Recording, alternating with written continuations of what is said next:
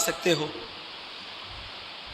اب جب یہ جانور اللہ رب العالمین نے ہماری خدمت کے لیے پیدا کیے ہیں دوست، ہم چاہیں ان کا گوشت کھائیں، ہم چاہیں ان کا دودھ پئیں، ہم چاہیں ان پر سواری کریں، ہم چاہیں ان کے بال کھال اون سے فائدہ حاصل کریں، یا ان کے گوبر سے فائدہ اٹھائیں، یا ان کی ہڈیوں سے فائدہ اٹھائیں، اللہ رب العالمین نے انہیں ہماری خدمت کے لیے پیدا کیا۔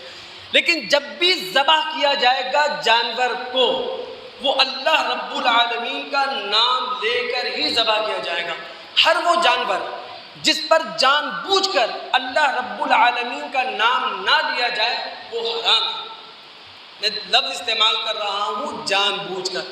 ہم سب مسلمان ہیں، ہمارا اللہ رب العالمین سے ایک دلی تعلق ہے، ایک قلبی تعلق ہے، لیکن انسان ہونے کی بنیاد پر ہم سے بھول چوک ہو سکتی ہے، تو میں لفظ استعمال کر رہا ہوں کہ جان بوجھ کر جس مأکول اللحم جانور پر، جس مذبوح پر اللہ تعالیٰ کا نام نہ لیا جائے وہ حرام ہے۔ اگر ہم مطالعہ کر سکیں سورہ انعام کی آیت نمبر 121 تو رب العالمین فرماتے ہیں وَلَا تَأْكُلُوا مِمَّا لَمْ يُذْكَرِ اسْمُ اللَّهِ عَلَيْهِ، جس جانور پر ذبح کرتے وقت اللہ رب العالمین کا نام نہ لیا جائے اس کا کھانا تم پر حرام ہے۔ اب ہمارے ذہنوں میں ایک سوال ہے کہ آخر شریعت کی طرف سے، مذہب کی طرف سے اتنی سختی کیوں ہے کہ جناب اگر کسی مذبوحہ پر، کسی جانور پر اللہ رب العالمین کا نام نہیں لیا گیا تو اس کا گوشت ہم نہیں کھا سکتے ہیں۔ دیکھیے پہلی بات، جس جانور پر ذبح کے وقت اللہ کا نام نہ لیا جائے، اللہ رب العالمین کی کبریائی بیان نہ کی جائے تو وہ بے برکت ہے۔ اللہ رب العالمین کی چھوٹی نعمت ہو، اللہ رب العالمین کی بڑی نعمت ہو، جس چھوٹی بڑی نعمت کو ہم اپنے استعمال میں لے کر آئیں تو یہ کیسے ہو سکتا ہے اس منعم کو بھول جائیں جس کا یہ انعام ہے، اس محسن کو بھول جائیں جس کا یہ احسان ہے۔ دوسری بات، اللہ رب العالمین کا نام ذبح کرتے وقت اس لیے لیا جاتا ہے یہ احترام جان ہے۔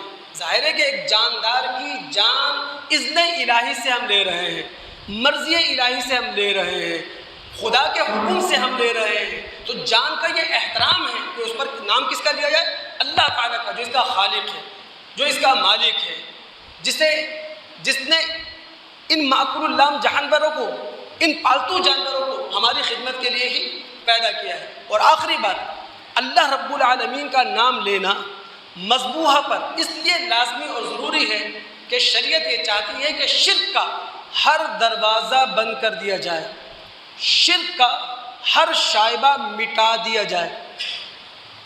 مشکات کتاب الصید والذبائح میں مسلم کے حوالے سے ایک روایت آتی ہے۔ ابو طفیل کہتے ہیں علی رضی اللہ تعالی عنہ سے پوچھا گیا، اے علی، کیا خص رسول اللہ صلی اللہ علیہ وسلم بشیء، نبی علیہ السلام نے کچھ دینی احکامات کے لیے آپ گھر والوں کو خاص کر لیا تھا؟ اچھا یہ بات میں پہلے بھی آپ کے سامنے رکھ چکا ہوں، جب روایات کا آپ مطالعہ کریں گے تو آپ کو معلوم چلے گا ہوا کیا تھا۔ علی رضی اللہ تعالیٰ عنہ جب خلیفہ راشد، چوتھے خلیفہ راشد بنے ہیں نا، تو ان کے بارے میں یہ پروپیگنڈا کیا گیا کہ علی رضی اللہ تعالیٰ عنہ کو نبی علیہ السلام نے کچھ مخصوص احکامات دے رکھے ہیں جن سے نبی علیہ السلام نے عام مسلمانوں کو لا علم رکھا۔ یہی سوال ہوا کہ علی، کیا نبی علیہ السلام نے کچھ احکامات خاص طور پر آپ کو دے رکھے ہیں؟ انہوں نے کہا ایسا تو نہیں، نبی علیہ السلام نے کوئی خاص احکامات ہمیں نہیں دیے۔ یہ کیسے ہو سکتا ہے؟